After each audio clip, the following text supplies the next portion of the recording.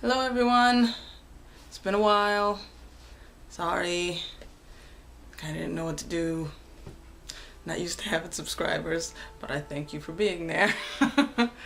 Today I'm doing this video on another 2-strand twist, and also I mixed up a concoction because, you know, I'm playing around with my hair and I figure you guys watch me either succeed or fail. And so I mixed up this concoction in this little bottle, which you guys know you can get at any drugstore, CVS, Target, even Walmart, whatever.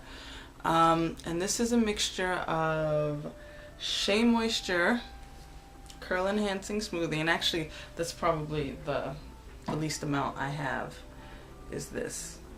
It's probably like, I don't know, like a teaspoon.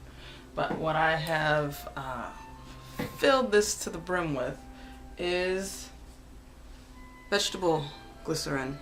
How many of you are familiar with this? It's supposed to have really great moisturizing properties and be good for cosmetics of sorts, you know, lotions, butters. So I figured, why don't I just put a whole bunch of it in some kind of hair concoction that also consists of this, which I think I've shown you in a previous video that I've done.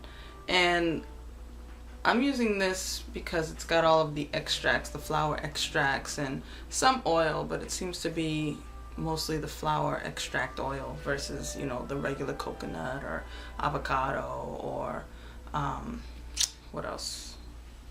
Jojoba oil. And then this one has a lot of oils. That's what it's mostly made up of, are, you know, the coconut oil and the neem oil, whatever neem oil is. And shea butter, macadamia nut, mango butter, avocado. These both have glycerin in it as well. But I just thought, what the heck, I'm gonna fill this with about, I'd say I have at least a tablespoon or 2 tablespoons of vegetable glycerin, along with about 2 tablespoons of this, and then like one, I think it's like a teaspoon. I used my finger because the consistency of these two things are very different. This has a doesn't move kind of texture in it, you know. See? And the curl defining cream, you know, comes out in a pump and sticks them on my thumb. And this is thicker, or maybe it's creamier. Maybe that's lighter and this is thicker, but you know, it doesn't do the same thing. It's a different consistency, definitely. And so I just said, you know what, these are both supposed to be for curl defining, and I figured that, you know, since I'm gonna do this treatment, and this is more or less for keeping my hair moisturized, like more of a protective style thing, which is what I did with my last 2-strand twist thing, is that I would just see how this vegetable glycerin works as a primary ingredient versus being a secondary one. I'm sure there's a reason why they did it that way, but like I said, this is all experimentation and you guys are on the ride with me. So I'm gonna wet down my hair. Right now I've just sectioned the front. And that's the only thing that I'll do some of on camera, because I don't think you need to watch me through this whole torturous process. I'm gonna do these in some twists and the rest, and I'll come back probably when there's no more sun. Either way, I'll come back when the whole head is done. And let's get started. I am wetting my hair down because both of these curl products are meant to be placed on soaking wet hair. And also vegetable glycerin itself is a water-soluble product, so it should also absorb within the hair very nicely when it's wet. So I am just really trying to saturate my hair, and I'm going to comb it out as well. I'm going to very gently use my lovely Denman brush to comb out or brush out some of these tangles without any product other than what was in it the last time I conditioned my hair. I also have a towel here, so it's not dripping just all over me. It's on the towel, and I'm gonna take, by the way, I filled up this bottle with glycerin first, then this stuff, and I should say like a tablespoon of this, a tablespoon of that, then, wait, I'm not doing this right. A tablespoon of this, and a tablespoon of that, and then a tablespoon of this again, and then another tablespoon of that. And then at the very end, I added the, and then I shook it up. This is pretty much all the way full. Oops, you can see that pretty much filled that up. And now I'm just gonna stick it on my hair. In general, I have a tendency not to use enough product on my hair. I think that's been like one of the consistent mistakes that I make with my hair, is to not put enough conditioner in it, not put enough oil in it. I don't know, because I'm cheap and I don't want to use up my product. There's also no additional oils other than what's in those other products, like no additional jojoba oil, or I have some castor oil. So this amount that I put on my hands, I'm now running through my hair just to saturate the ends. And I really want to get, you know, the front part of your hair is always the part that you handle with care, because you really want that part at least to come out really well. So far, I don't know. I also like the smell of the curl enhancing smoothie a lot. It's kind of got this pineapple-y, coconut sweet scent, which I think is really refreshing. And the curl defining cream has more of a botanical tea like scent. It's kind of like an herbal type scent, an herbally botanical scent. So it doesn't really have a sweet, yummy scent. The curl enhancing smoothie does though. So I also used it for fragrance. I'm just putting a little bit more because I'm stingy, and we'll see if that works. I want to make sure I get in between the layers as well.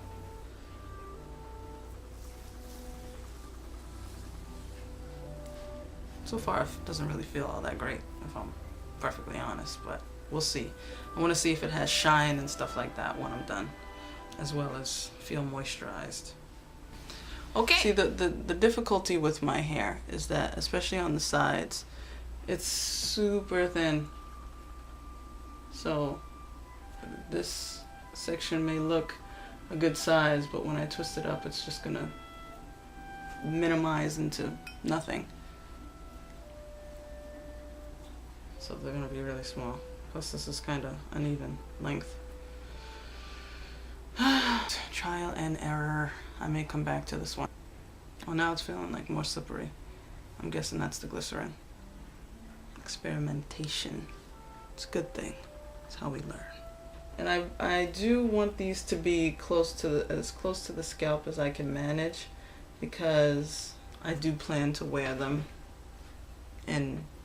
or try to wear them in some sort of style while I have them. I'm really trying to do this natural hair for life, right? And if I don't try to keep my hair in order, then it's not going to do what I want. Because in addition to my own hair, I have 2 children, and they're mixed, so their father is Latino, and so their hair is different than mine. Still curly, but definitely closer to their father's than my own. So you think that would make it easier, but it's a different. If you're used to working with your own hair, which has a certain texture and certain things you can put into it, dealing with another texture, you know, you just can't do the same thing that you would with your own hair. So it's a learning process on the other end too. I mean, we often see Caucasian women dealing with their half-black children, and their half-black children have all this hair that they don't know what to do with. But on the flip side, if you're black and you have this silky-headed child, you can't put oils and things in their hair because it'll just turn into an oil slick. So but at the same time, they do have curly hair, so they are susceptible to similar dry problems, frizz and all that stuff, and trying to manage their hair is a challenge as well, to find the right balance. It's all about balance. And both of my children have different types of curly hair. One has finer, looser, lighter hair, and the other one has a heavier, I guess her strand is thicker, her texture is thicker than the other one. So it's all experimentation. And then I have my own hair, which is fundamentally different. So anyway, these are these two done, and I'll get a little bit closer so you can see what they look like. They feel kind of slippery, which is good. They're really curly on their own, even without the twists, so we'll see if they shrink up or what. I don't know. I think I'm gonna do this one over because it's kind of lopsided size-wise, but I'll come back when it's done, guys. Hey people, so this is the section I showed you. I actually have to redo this one. So this is it, and they'll obviously fluff up as they dry, but this is shiny so far. We'll see how it looks when it's dry. My hands are slick, so I believe that there is a lot of moisture in here. I think what I'm worried about most is whether or not it's going to get like a funny film on it. You know, I mean, wetting your hair is so that when it dries, the product that you put in it also, you know, absorbs into your hair, right? So that's what I'm hoping is going to happen here, and not have like a funny white cast on my hair. I don't want that at all. So this is the experimental portion of it all. Such an interesting thing, our hair. It's amazing, and you always find something new with it. So next time you see me, it'll all be done, and then also have to show you length. Here you go. And you know your hair. It's amazing. It's just amazing. I love it.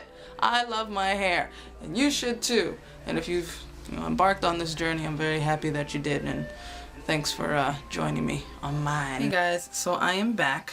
I did want to show you the finished product, and here it is.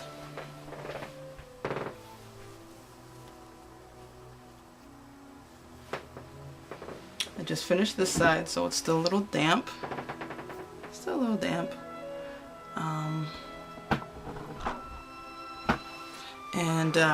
Yeah, I can tell you, it feels really nice. It doesn't feel hard. It still feels nice and soft. It doesn't feel greasy. I don't know, there may be a little bit of a residue, but it's not hard. I think it's still, I mean, this is the side that's been dry longest, but there's still some shine in there, despite, you know, not adding any extra oils. So overall, I think it looks good. It feels good. Smells good. And I think I'll have some fun with it. It's late now and I can't really remember all the things I was supposed to talk to you about, but I think I touched on most of them. And thank you for watching, guys, and good night.